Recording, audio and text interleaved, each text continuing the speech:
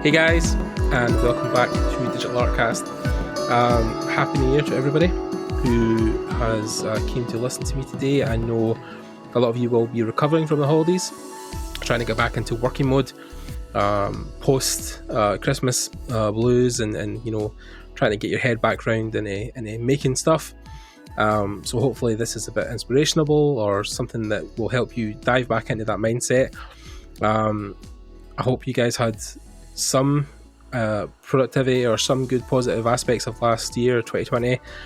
I know the year is starting off hopefully in some kind of positive mentality or some way that is going to make us feel a bit more adjusted to the world and the situation that we're all in. So again, I hope these episodes are keeping you sane, are helping you along with whatever you're going through just now, whether it's trying to finish a project or trying to start one. And I do appreciate you all being here. So yeah, I hope you guys are all doing well. Again, today, like, you know, the last couple episodes, like every episode, you know, I try to bring the best people to the table. And I think, you know, that this one in particular, this episode I've got today has been not only a long time coming, but has also been, again, somebody who I've wanted to talk to for a while on the podcast and dive into their understanding and knowledge of the concept art world and concept art production. So today, if you guys could help welcome along this amazing artist and someone that I've wanted to talk to for a while, Mr. Bobby Rebholz. Hey Bobby, how's it going? Hey, thank you for having me. Yeah, I didn't actually check before we started, but your surname, did I get anywhere close to the pronunciation it's supposed to be? Yeah, it's good. It's Rebholz. Yeah. So I wasn't too far off. That's fine. Yeah. Like we were just talking about when I interviewed Antonio, and I never got his surname for so long. I was practicing. I was like, Stapart. I was trying to get it like down for, you know, because you speak to people all over the world, so it's like, you know, you're never sure, like, you know, when you're, you know, Bobby's easy enough, but yeah, it's always the surnames that throw me. So yeah, it's German. It's pronounced Rebholz. So I either get Rebels or Rebholz, because people like to put the T sound in between the L and the Z because they think it should be there. So I just let them do it. Right. It's like, whatever. Okay. Yeah. So you've got some roots on this side of the world. Then you've got some distant relatives that are over on the other side of the EU. So it's always good, of course. Yeah, because cousins as always, as we are with the EU and the US. It's great. And again, you know, speaking of the US, we were talking about this today in a small group about hopefully the world is aligning and things are hopefully going back to some kind of normality. And I think we're all glad that your country is no longer on fire. So I can't believe that happened. We were just in awe of what was going on at that moment. So yeah. I could imagine. I know a lot of people who are breathing sighs of relief all over the States. So it's good that there's some kind of I think people were just getting sick of just, you know, coming home every day and thinking, oh God, what now? But just can get on with their life now and just not worry about what's, you know, the place is getting burnt to shreds. So for people who don't know you, Bobby, which I'll be surprised if they don't, but for people who don't, could you introduce yourself real quick? Sure. I'm Bobby Rebholz. I've been a freelance concept artist for going on 8 years now. My schooling was in industrial design, so that was back in 2003 to 2007, and so should I just give the story of like my education and then where I went from there? We can. I mean, like, what's your kind of current position right now? What's your day to day that you're doing at the moment? Oh, I'm specializing in creatures and characters right now. I've been working with companies like Netflix and Sci-Fi Channel and others I can't really name yet, but is there anything that you worked on recently that you can talk about, or?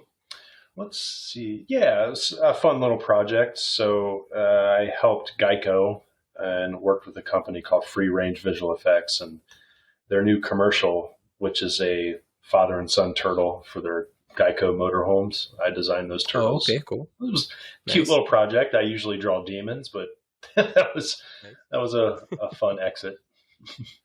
Yeah, and you've done stuff like video games and films back in the day, right? Yeah, I've done stuff for I can name the film that I'm currently working on with Netflix. It's Jacob and the Sea Beast. Co-director of Moana, Chris Williams. He announced this back in 2018, so I worked with him personally for some sketches. What was your kind of biggest project to date? Is there anything you've kind of worked on the last couple of years that's been like your mecca, your kind of like the biggest and best thing you've done so far? Or well, yeah, I was literally just contacted for a project, but I can't say anything. It happened. Okay, right. It happened right before Christmas, and I was like, oh, this is actually happening now. So, and it's pretty big. So, but like, before that, it was I worked with the show Face Off. I did a lot of sketches for the television show. Nice. So that was pretty cool. Yeah. And then, of course, you're also an instructor. You're a teacher as well, right? Yeah, I've been teaching for 9 years now. I started in 2011. It was for my alma mater, which is University of Cincinnati. The design program there it's top notch, and that's where I went to school. I was out in LA at the time, 2010, and then when 2011 hit, I was like, I was going to come back home. Didn't really work out for me well there at first, and I told one of my old teachers, I was like, hey, do you need help teaching some of the transportation design? And they were like, yeah, come on board.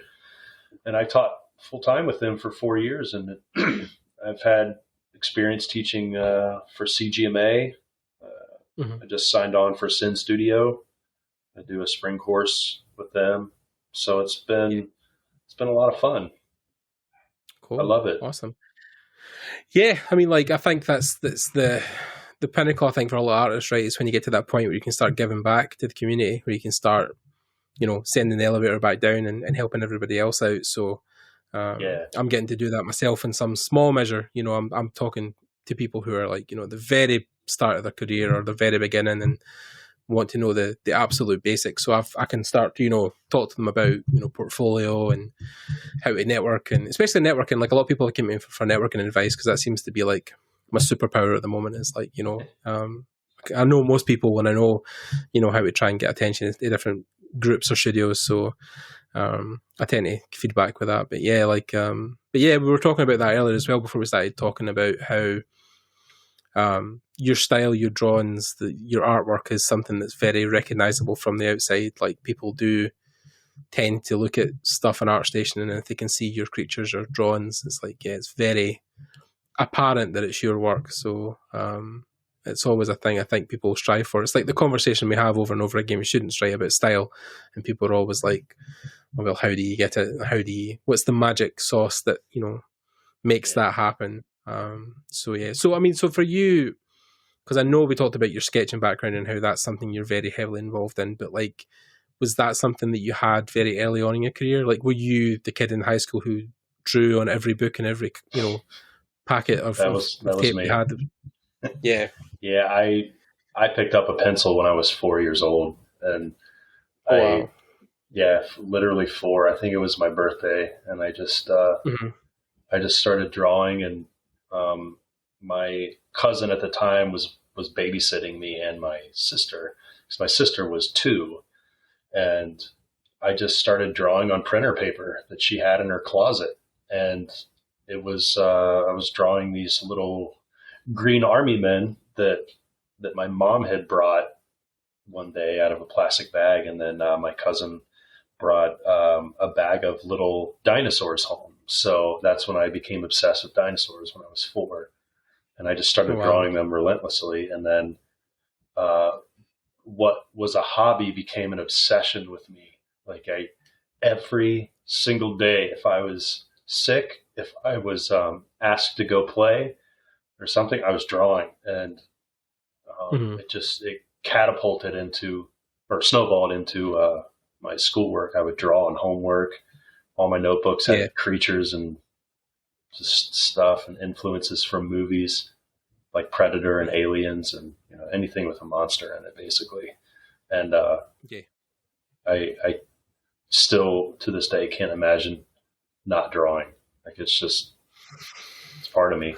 Yeah. I think it's definitely you're one of those people who, like, you probably know yourself, like you get antsy, like, if you're not drawing or if you're without your sketchbook and a pencil for a while, like, you start to get the shakes. Like it's something I think that I've always been envious of. Like I want to be, this kick-ass 2D artist who's making all these cool concept ideas and making art books, but like, the calling doesn't come to me. I mean, that might be also a mix of depression and, anxiety and fear and stuff, but really, I think that's an envious thing that people wish they had, that was like that calling of, like, you always want to draw. Is it something you felt like really early on? Like it was just, how do you feel? How would you describe that? Is it just something like it's like almost like a nervous twitch if you don't draw for periods of time? Yeah, it was like it was just a never-ending thought in my brain, no matter what I was doing, because I was an active kid. Like I played football with friends. I loved being outside. I was biking everywhere, playing in the woods, climbing trees. But at the end of the day, man, I was just like, where's my paper? Like I needed to draw. Yeah. And I think part of the reason was because I saw progress, and I knew that if I just kept going, that I didn't have a real goal in mind when I was growing up. Like I just knew that I wanted to draw for movies. That's what I wanted to do. I was a huge gamer. I love video games. I love movies, but I would just watch movies over and over and over again that had creatures like American Werewolf in London and Predator when that came out, Aliens, Howard the Duck, like all those movies. By the time I was 8, I saw every rated R film that you could think of that had monsters in it. And my parents didn't care because they knew I wasn't drawing the violence. I was drawing the creatures in there and in them. Right. And it was an obsession. Just, I had to go to Walgreens and get sketchbooks and pencils. I had to. Yeah. Back before there was probably specialized art stores where you could get, the fancy, sketchbooks. Yeah. I would, and stuff like that. I remember being like 8 and 9 and 10 years old and be like, can I go to Super X, which was, CVS back then, but right. Can I go to Walgreens and can we get a sketch pad in the art section? It's like, yes, son, come on. So. I mean, that's crazy to think as well, though, that you had such clarity at such a young age, right? That's almost something people are super envious of like, you knew what you wanted to do so early on in your career. I mean, like, before you had a career, so for people I know, one of the common things I get from students is like, and it's me as well. I mean, I've suffered from this the last couple of years, is like, where do you want to focus your attention? Like, do you want to do environments? Do you want to do people? Do you want to do creatures? Do you want to do 2D, 3D, VFX, real time? Like, there's just so many options now, right? It is almost you want to difficult do it all. Definitely. I mean, because if you love the creative process, you just love any form that takes, whether it's on pen and pencil or on the computer. So, yeah, but then I take it, pencil-led paper, was that just speaking to you more than anything else? It was definitely speaking to me, because it was so therapeutic for me, and it still is. It's my outlet, and I mean, every human being has an outlet that they need to do. If it's aggression, if it's just something to release emotion. It was either playing video games or drawing, and sometimes I would just play Halo for hours, and I've been playing Halo for 20 years now, and then I turn it off, and then I draw for an hour. So. I was going to say that, have you found, because you have a family now, you have a wife and stuff, are games still a big part of your life right now? They've taken a back seat for now. I mean, I'm sitting at my desk looking to the left, and my Xbox is hooked up. I bought the new Gears and Doom Eternal, and I have not played either. And I feel awful. I feel absolutely awful. I did play Halo 2 weeks ago, but I mean, we're talking like I used to play games. Well, Halo. I used to play that from 11 p.m. to about 3 a.m. every night, and every night. And it's just getting to the point where now that you have a family, you start to look at your work differently. And of course, you've got to try and take some time for them and for your work. Yeah, they come first. Adult, I think they call it. Yeah, that's the key phrase. Adulting. Oh gosh.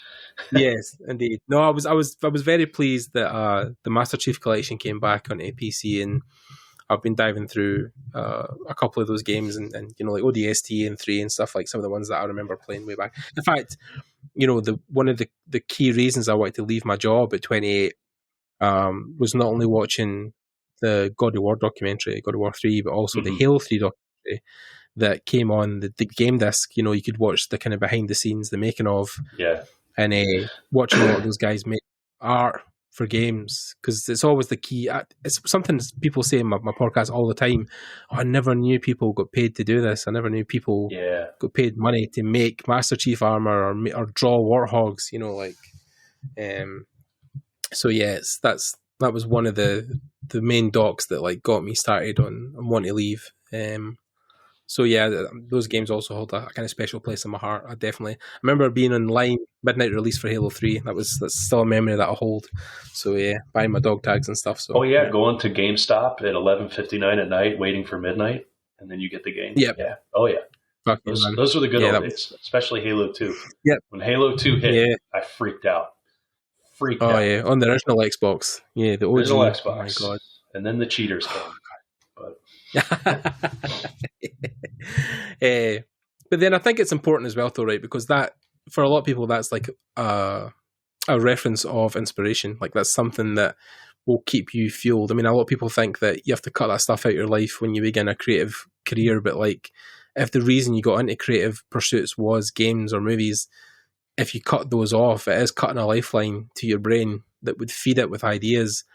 I mean, I know especially like the Arbiter, especially in Halo, a lot of the guys they drew and designed for that, and was it the grunts, the or the bigger guys, like them as well. Like somebody had to design them, and I think a lot of those designs have been replicated in other enemy types along the years. But yeah, like a lot of that stuff will inspire you, or feed your brain with new ideas, right?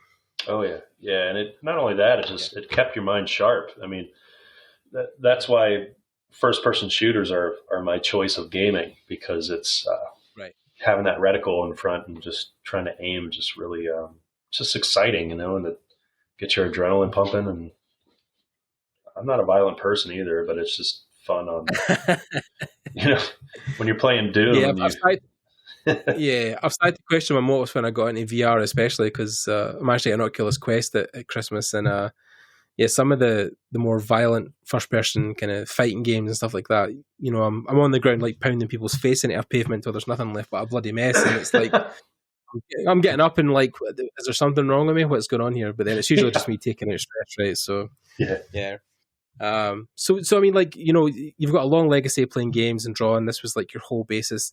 You've done it all through high school. Now, your education-wise, were you college level educated? Did you go to university or anything like that? Or I did, and this was before the whole. There's been like a revolution where, like, don't go to art school anymore because of tuition, and then like it's true, you can learn everything you need to know about art online now. But the problem was, I started college in 1999. YouTube wasn't around, and the term concept artist wasn't nearly as broad as it is now.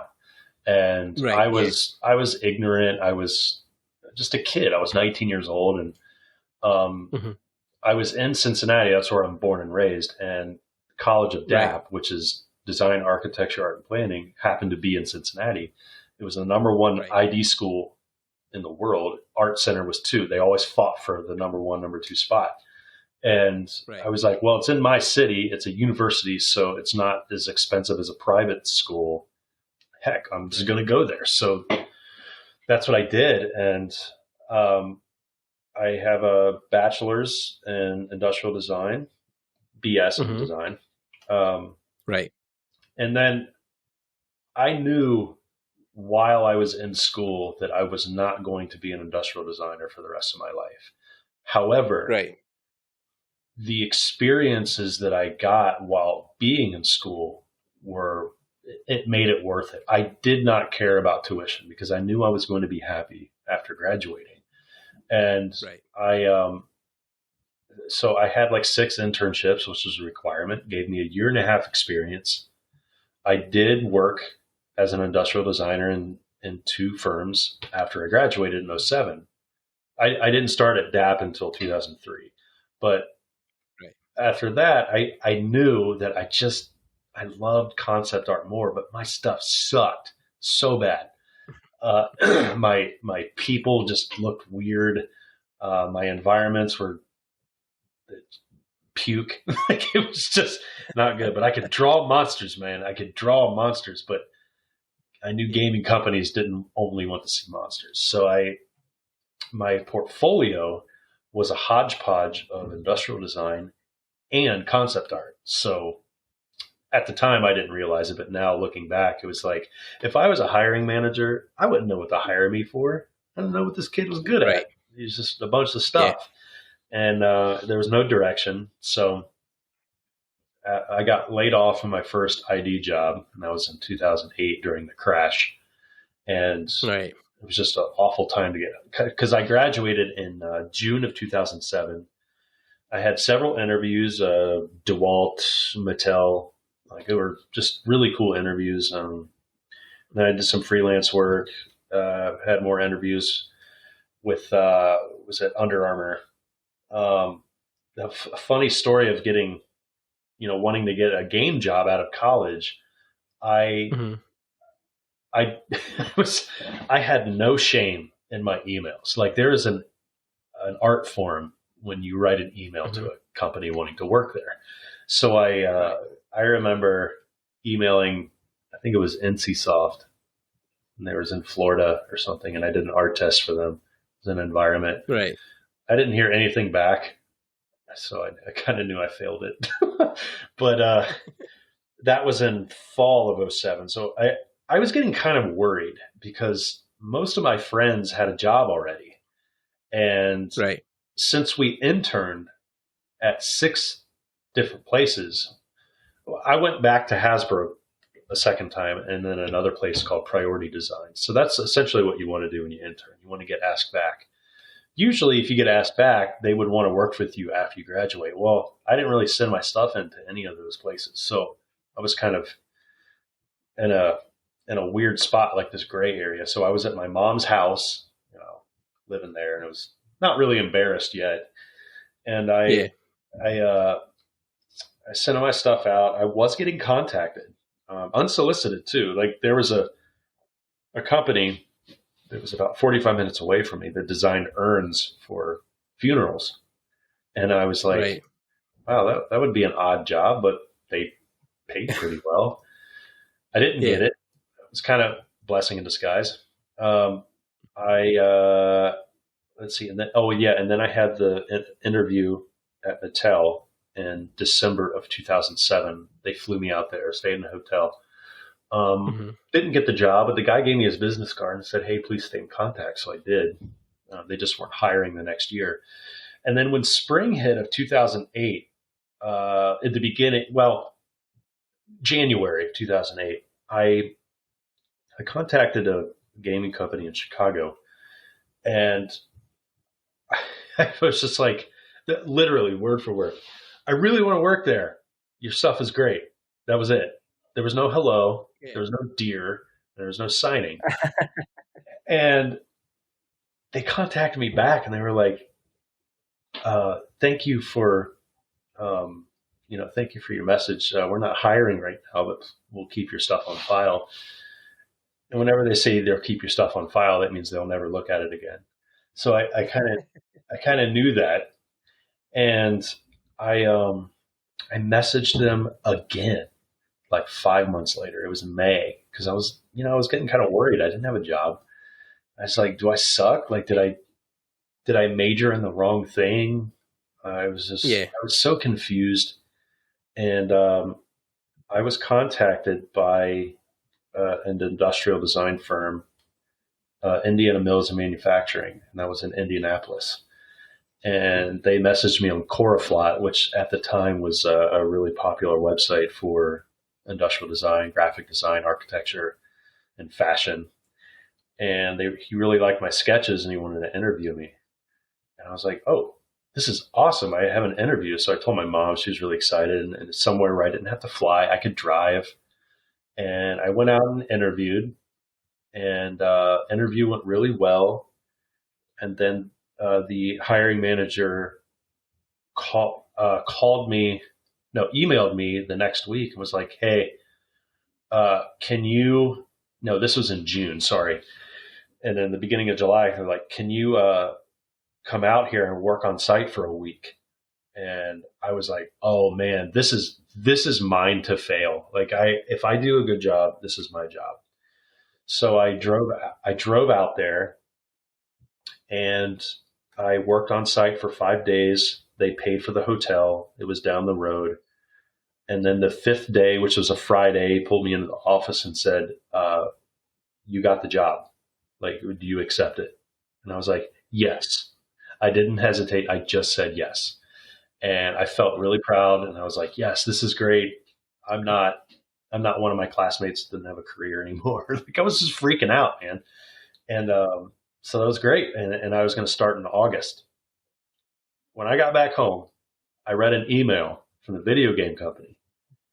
And they were like, hey, do you want to come up for an interview? And I was like, are you kidding me? Yeah. Like, that's what happens, isn't it? You're waiting for one to come along, and then here come all the offers at one time.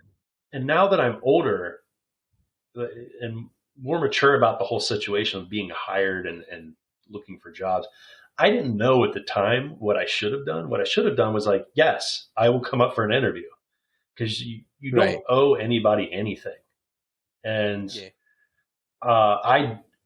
the thing is, like, I did sign the contract to work at the ID firm. However, you can back out of any contract you want. You don't owe anybody anything.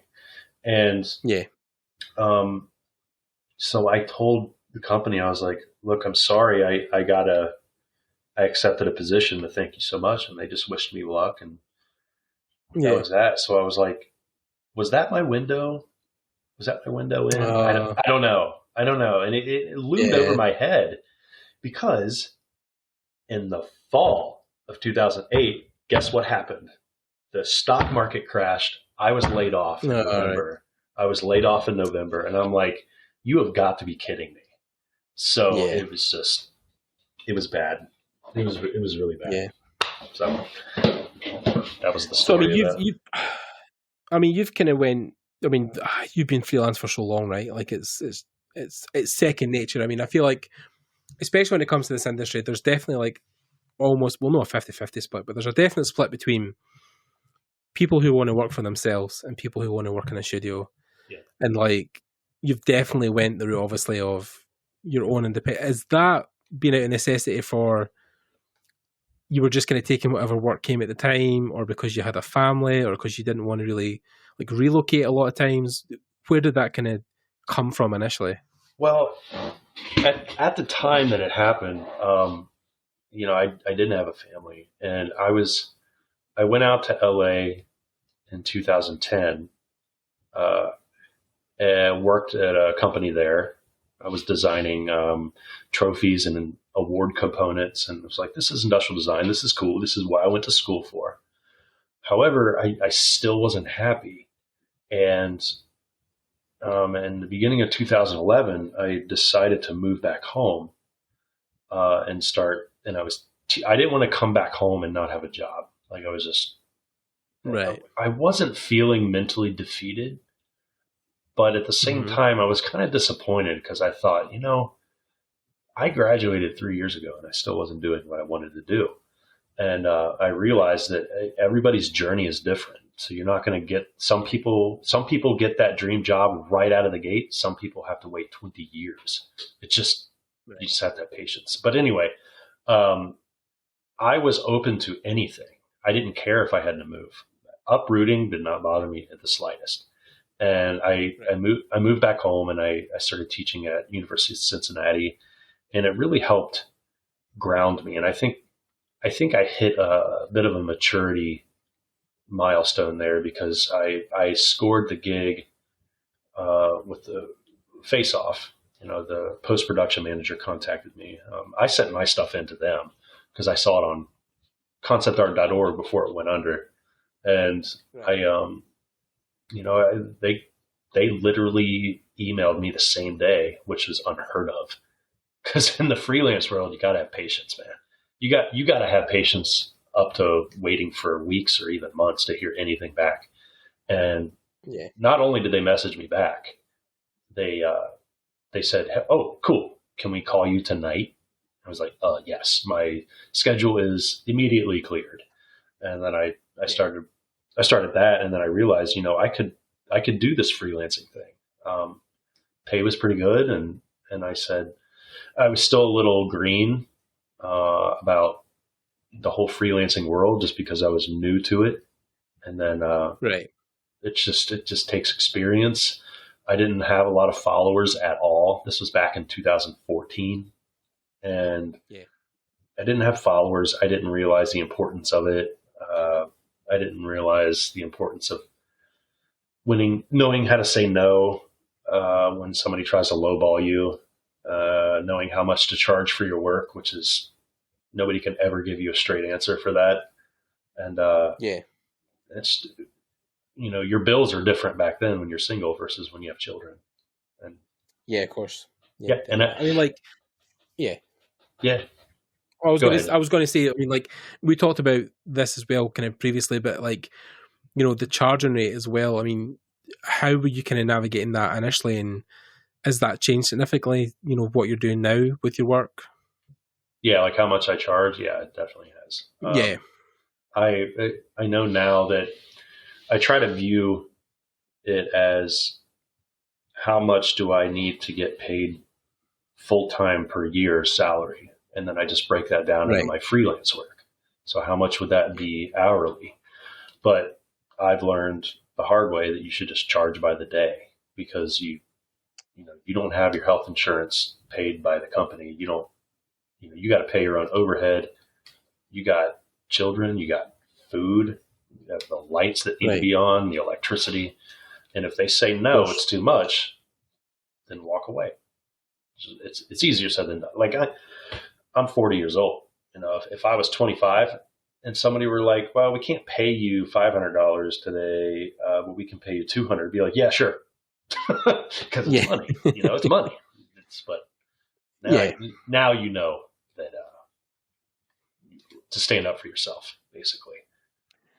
Yeah, I mean, it definitely comes with. I mean, people can kind of throw this in your face all day and say like, "Oh, you should have known better," or you really should be charging this. But the problem is with most of these companies, especially when we talk about maybe like entertainment wise, with like games and movies, the studios that is really do hold all the power. So I mean, like you said, if you're young and you're starting out and you don't have experience, or you haven't worked in projects, you can't really be sitting there holding all the cards saying, "Well, I'm not going to work for this. I really should." You've got to just take. I mean, there's people I know, like they say, they'll work for free for some people just because they want the experience. They didn't care if. I mean, like when I interned at a lot of studios before I left university, I was just happy to be there. Right, I was just happy to stand behind the scenes and watch how they were. I got to sit and watch people build stuff in Destiny 2 before it was shipped, and stuff in League of Legends. Like that stuff that not everybody can do or get the opportunity to see. So you're not sitting saying, "Oh, well, I'll come back if you pay me X, Y, Z." You're just like, "Well, I just want to be here. Can I do that without getting paid? That's fine. I'll just come every day and pay my own way and won't care about what happens to me." But it's difficult. It is difficult. So it is. Yeah. It's difficult because it's like if you're a freelancer and you got to pay rent, and just to throw a number out there, let's say your rent is $350 a month if you live in a cheap apartment, and you charge. So like, hey, we need 1 day's worth of work. I'm like, all right, I charge $400 a day. So 400 would cover your rent, Yeah. And yeah. if the company comes back and says, well, we can only afford to pay you $250. So what do you do? Mm-hmm. Okay. Do you tell them no and you don't have anything? Or do you take the pay cut, you get $250 and still are responsible for finding that extra 100 to pay rent? Yeah. And it's like, it's not that the company thinks you're not worth it. It's just literally that's their budget. And the other thing I've learned is if they don't give you the number for their budget, then you shouldn't work for them because you have the right to know that. And it's that's another fine line to walk.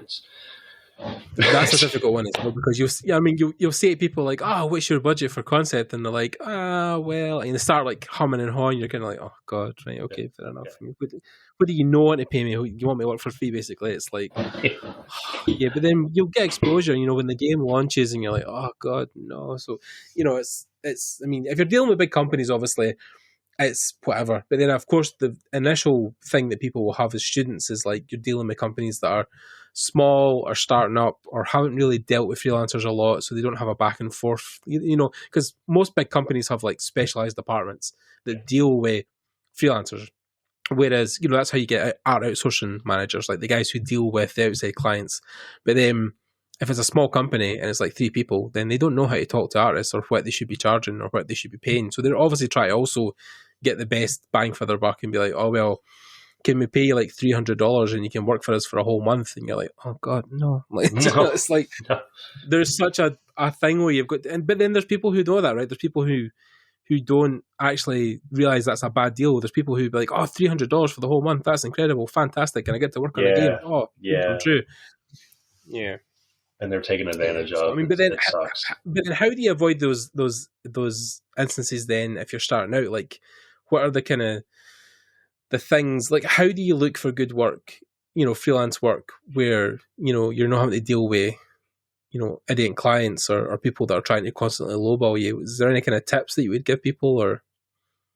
Yeah, I mean, when you're just starting out, it's almost like trial and error. Like you don't know, you just have to learn the hard way on what dealing with some of these clients, because some of the clients are not good. Some of them won't pay you at all. And some of them are very, very good. Like they'll even pay you up front. Those are the kinds you want. And some tips would be if they don't have a contract, then you either ask for one. If they still can't give you one, don't work with them. Just don't do it. Right. Because if they can't do something as simple as give you a contract, why? Why don't they want to go into a contract with you? Another tip I would say is don't ever lowball yourself because you think you're not good enough. Because what they'll do, they'll fish that out. Like they'll sniff that out. And they will accept a number that's lower than what you give them. If you give them a price quote that's really low and they agree immediately, then you probably charge too little. If it takes some time to think about, then you did it right. So you'll always want to kind of like aim pretty high, right? Because then, like you said, the counter offer could be lower, but still within a range of money that is acceptable, that you could work for. So, I mean, it's tricky, right? I mean, like, apart from obviously what we were discussing here, I would definitely advise people to go check out Emmanuel and Jan's podcast. It's called the Art Department Podcast. They done a whole episode on breaking down your finances, like by day, hourly rate, and depending on what, if it's games or movies, what you should be charging per day. They done a really good episode for that, so go check that out. But like it's something people don't really talk about, and I think it's mostly because of the whole human nature of people don't like talking about money, right? It's like a taboo thing, like oh, how much are you making per day? People don't want to share that information, right? They feel dirty almost, because they've got to, I make 500 a day. It makes you self-conscious about what you earn, and it makes you really aware if you're giving out the wrong numbers to everybody, and you don't want to be responsible for that. course, yeah. I mean, it's difficult, I think, also because you don't want to seem like a pompous asshole. If you're like, oh, I'm getting $1,500 a day, and people are like, oh fuck, well, fair enough then. I'm not getting anywhere near that. But then it is a thing you should be talking about openly, because there might be two people. I've seen this at an event where there's two people on the same kind of level art wise, and pitching for the same kind of clients, and he's like, well, I'm on, like, for instance, like, 300 a day. And he was like, oh, I'm only charging 150 a day. And he was like, why? You're more than capable of getting 300 a day. But then the same company will pay two different artists at the same level different amounts, because it's all in the negotiation, right? There's no flat rate, especially for freelancers. Like, there's no set dial. So if you aren't pitching for what you're worth, then companies will just no pay it and be happy to. They're like, oh, you only want 150 a day and no 300. Cool, that's fine with us. So yeah, that's. I mean, I get with some companies, obviously they want to save money or get the best bang for their buck, but it is kind of dodgy in a way that, like, you're going to have two AAA artists working for you, but they're both at different rates. Like, it does seem kind of underhanded in a way. Yeah, and the other thing is, if you work for cheaper money, the word gets around because it's referrals, and it's like, hey, work with this guy, he's cheaper. Work with this girl, she's cheaper. And you're known throughout the industry as the cheap artist. So if you could be making $600 a day, but instead you're only charging $200, and you do 2 days worth of work, I mean, you just missed out on what, like $800? It's like, I mean, and it adds up. It adds up. So yeah, it does. I mean, and it's difficult because, like you said, you don't want to turn, like, for instance, I'm throwing a name out there, say Sony came knocking at your door, Sony Pictures, for a film or something like that. And they were like, yeah, I mean, it's a big project, but we can only pay you, half of what you usually get for your daily rate. It's hard to then be like, oh, well, fuck you, Sony, like, I'm not going to take your job because you're not paying me my rate. Like, of course you're going to be like, oh, well, that's fine because I get to work on the next Spider-Man movie or whatever it's going to be. You didn't want to be the guy who turned down that opportunity. But I think it's, like you said, it is a thing that just comes with time and experience. And I think the quicker you can get that experience, or the younger you can get that experience, then, you start to then obviously avoid as you go forward.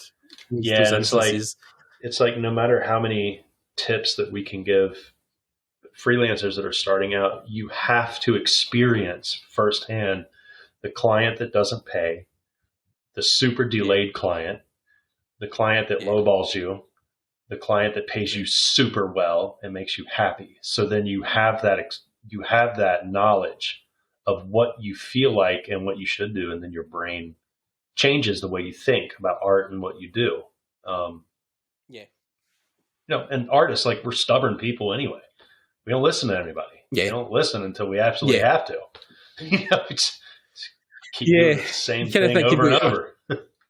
You've got a good handle on things, and you've got a good idea about what you should be charging and what you should be doing. But then, of course, you hear a conversation with two other people, and you're like, you're charging what? And you go, work for what company? And how the fuck did you do that? And it is a thing where, because people, especially, freelance artists, you're dealing with stuff on your own, in your own computer, in your own bedroom, away from everybody else. You're not talking to people every day. So you're thinking, oh, I got 100 a day for this person for this project. And then somebody, you're at an event and somebody's like, oh, you really should have been charging 300 a day. And you're like, oh shit, like, I missed out on like twice as much money because I didn't understand it. But then that's good, obviously, why you not only have people like yourself who are instructors, but then you have people who, or people who hold events around the world where, they're now having whole talks on freelancing and, how much you should be charging and what you should be looking for in your first couple of contracts. So, that's good that that's now happening. But it's took a while for us to get to this point. But then it's like you said, when you were at school or you were kind of starting out, there was no real community. I mean, now there's a Discord. Every single artist in the world can have a Discord. There's online communities pop up every single day. Mm-hmm. But even when I left my job in 2012, ArtStation wasn't even a thing. Like, ArtStation hadn't been invented yet. No. So, like, that's how short a span of time it has been for, no concept artists to, like, a million concept artists. You know what I mean? Like it's almost not really popped up overnight, but it's, you know, it is quite a recent thing. Concept design. It is a very recent job. Yep. Yeah. So, I mean, the one thing I would talk about as well, when we're on the subject of, you know, freelancing and getting yourself out there, is the thing we kind of wanted to discuss as well, apart from pay, was the specialization aspect, right? Was doing one thing and doing it really well and getting paid to do that. So for you, obviously, you know, it's been creatures, that's been your calling card, that's been something that people have picked up and hired you for.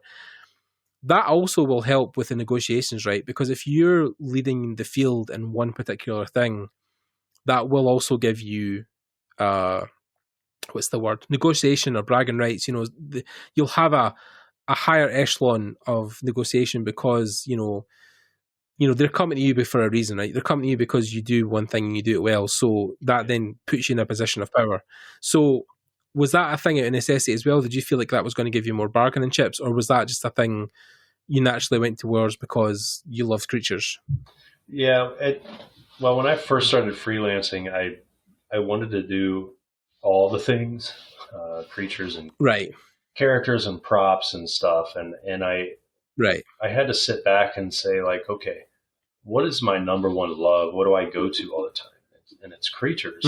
And when I started to study how creatures were designed versus how well they looked, it started opening my mind up to different things, because like when I tried to get jobs in the games before, when I first got out of college, I was worrying too much about how well I drew versus what I was drawing. And there's a big difference in that. Because you could be technically good. A lot of people are technically good. And there's also people that have 15, 20 years experience in the game industry that can't draw well. However, their ideas are phenomenal. They're just stellar thinkers. And I realized, okay, well, how can I incorporate that into my creatures, to things that nobody's ever seen before? Because, you know, I tend to lean on the creepy side when I draw stuff, like the alien-esque, and it's just my influences. You know, I saw Aliens when I was 8. Forgive me. And I realized that, okay, Bobby, you need to stop worrying about environments as much. Stop worrying about vehicles and props and armor and male and female characters and elves and fan art and all that stuff, and just focus on what you love to do. And I did. And once I started getting better at that, that's when I started to get contacted by clients. I mean, a recruiter from Netflix found me off ArtStation. I didn't contact them at all. Never had any intention to. And then it just happened. So I thought, oh, that actually works. And then, you know, other companies like Games Workshop and people take notice on what you love to do, and they'll see it in your work. So, I think it's just one of those things when you naturally fall into something that you're enjoying. I mean, I know one of the guys, or the guests we've had on this podcast before, Henry Wong, you know, when he left Opaz Arts, started doing this daily thing where he would draw a background every day, mostly because he just loved backgrounds and he wanted to, you know, have something that would also challenge him every day.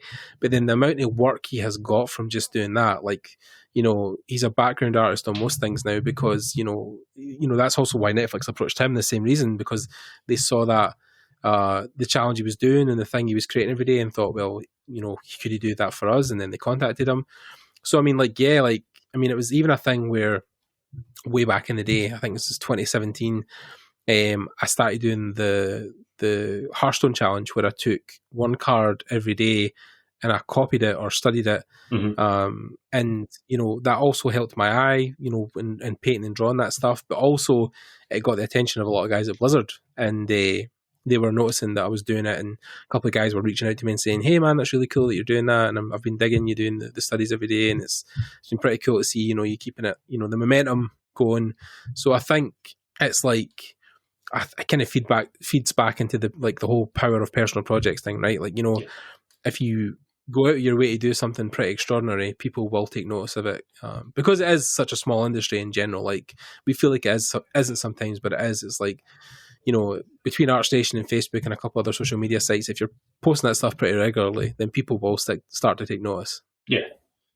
Yeah, and then the whole personal project thing is super important, because you show that you can follow your own projects, for one. So, like, take off on something that you really love to do, and also your dedication. So, hiring manager, when they bring artists on board to the team, they want to know that you can hit the ground running, and they can give you work, and they don't have to hold your hand. You could just go, like, in the first couple of days, just go, and they trust you. Yeah, because in your portfolio you have these beautiful personal projects where you did the thumbnails, and then you did the refinement sketches, and then you did the stories behind the characters. You did some weapons and some production paintings, so they feel better, and it's it really pays off.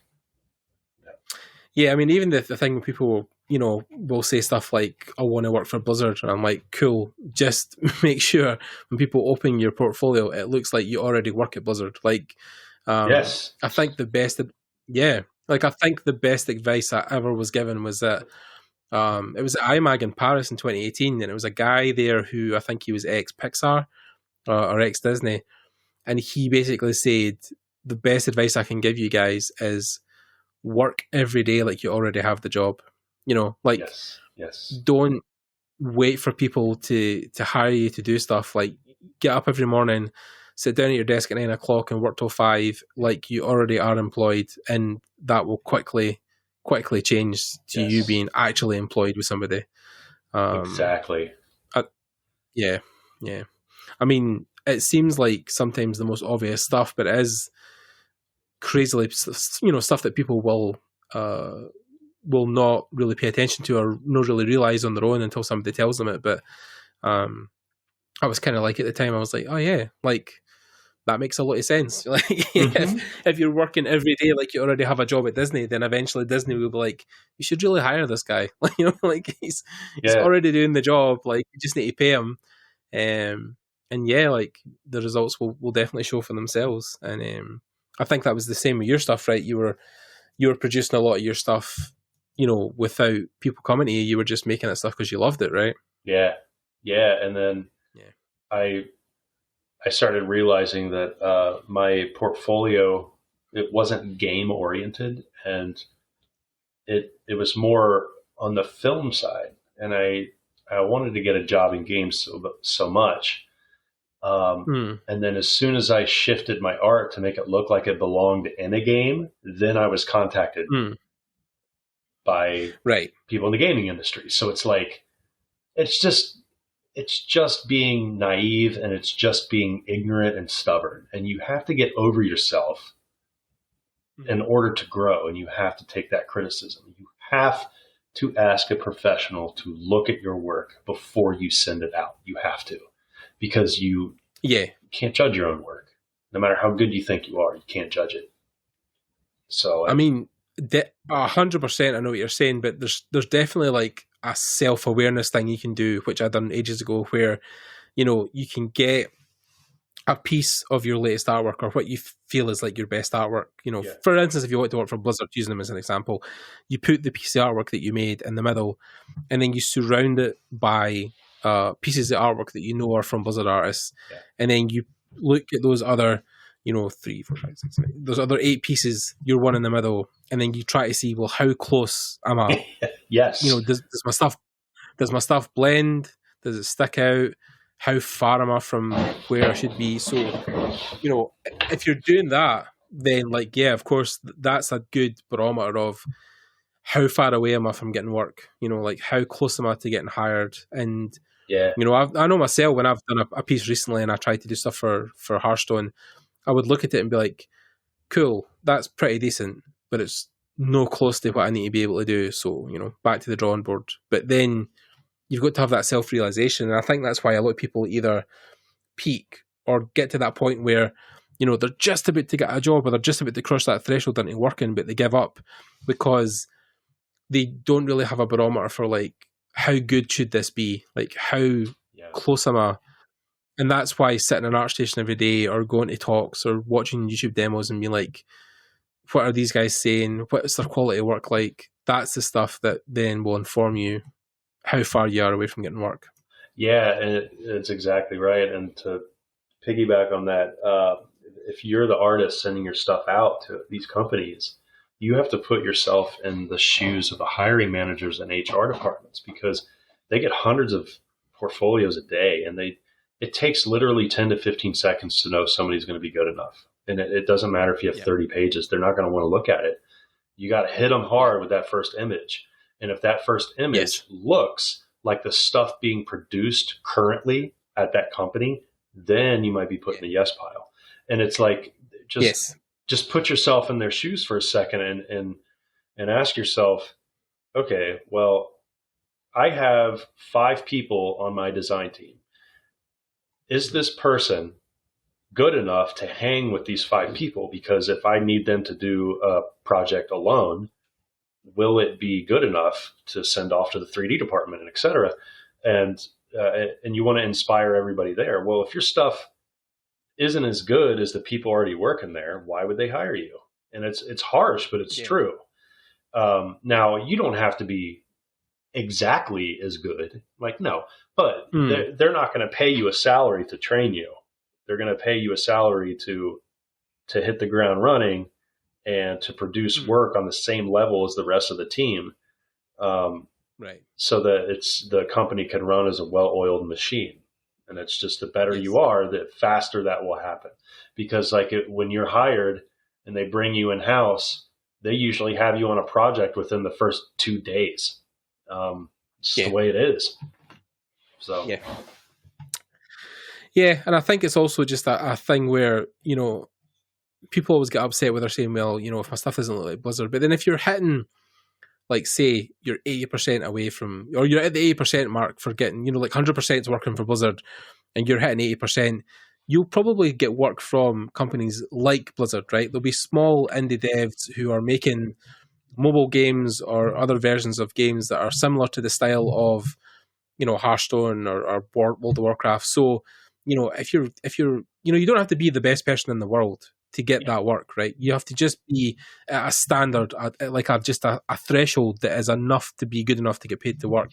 So, like I say, if you're first, because a lot of people are like, oh, straight out of university, I want to work for Blizzard. And it's like, well, unless you're super talented, that's maybe not going to happen. But if you're still really good, there might be a mobile company or a smaller dev in LA that also makes stuff like Blizzard and want people who, are hitting that mark. So, don't feel defeated if your first offer isn't from Blizzard. It's probably going to be, there's guys, if you're lucky and you work really hard and you're one of the unicorns in the industry who gets work at 20 and stuff like that, fair enough. But for a lot of people, they're crossing the threshold of Blizzard when they're in their 40s, because, they've worked for years and years to build a reputation. And then, definitely. Yeah, exactly. Yeah. And it's I think as well, it's just one of these things where it's easy to get disheartened in this industry because there's so many hurdles, there's so many blockages, or so many people that get in the way, or recruiters that'll look at your stuff and say, it's good but not quite good enough, and you kind of get like, oh fuck, well, fair enough. But it's just a persistence thing, right? It just takes people. Some guys I know who've been painting for 15 years and they just got their first magic card. It's not something that happens overnight. It does take a long, long time. So and a lot of time it's I know it's such a cliche thing to say, but it's who you know. It's who you know. I've heard some crazy stories at GDC on how people were hired, and you're just like, man, I could have done that. I could have been at that coffee shop when the frickin' senior artist was sitting there eating a sandwich. Be like, hey, you want to work there? Yeah, sure. Like, come on. Yeah. It's just, it is disheartening, because you've been putting in all those years worth of work, but your time will come. So if you're listening to this podcast, just know that your time will come. Just don't give up.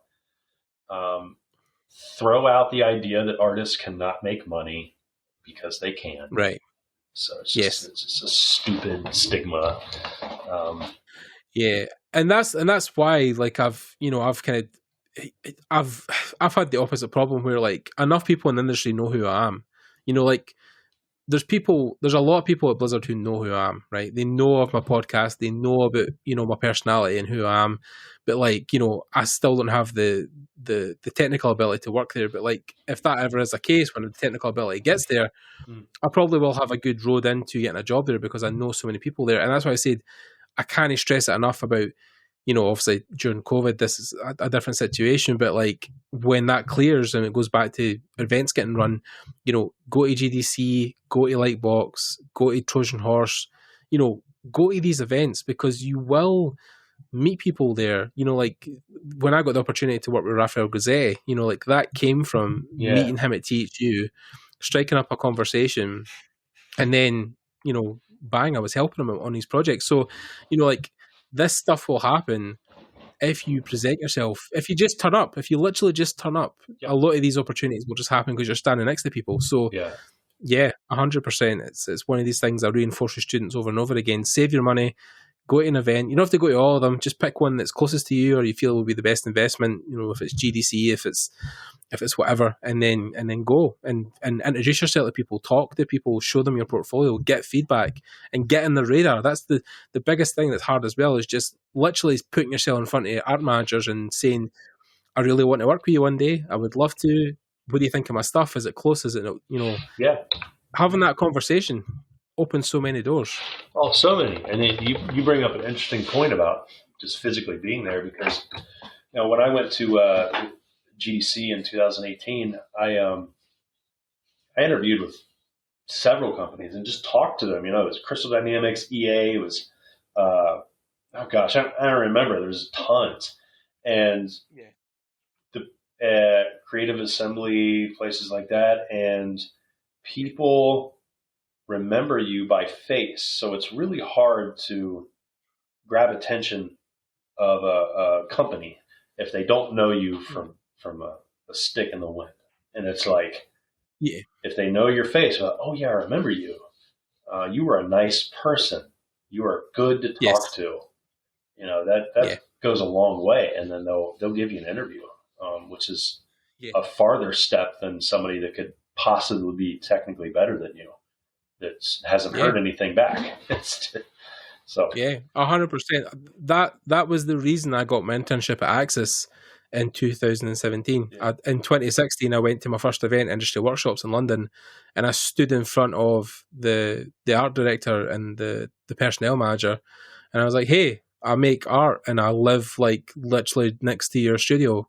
Do you think I could come and see you guys at one point? That's how that started. Literally, I didn't have any great technical ability. I just turned up and said I was interested.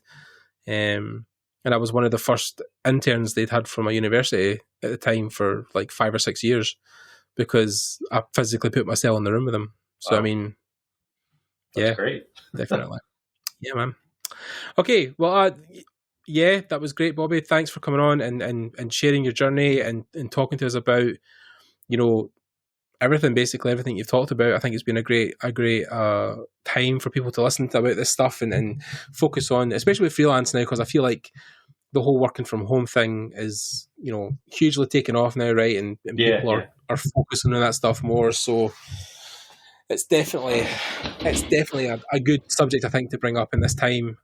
Any kind of final closing words or any kind of thoughts to kind of round it out? Well, thank you for having me. It was an honor. It's really exciting to be here. Of course. I think just for freelancing in general, just try not to get intimidated by the work that you see online, because it's really easy to. Just gather reference every day, figure out what you love to do. And a good way to figure out what you love to do is, if you wake up in the morning and you have a sketchbook on your table next to you, what's the first thing you would doodle? Whatever that thing would be, whatever subject matter, that's probably what you should pursue. And it's just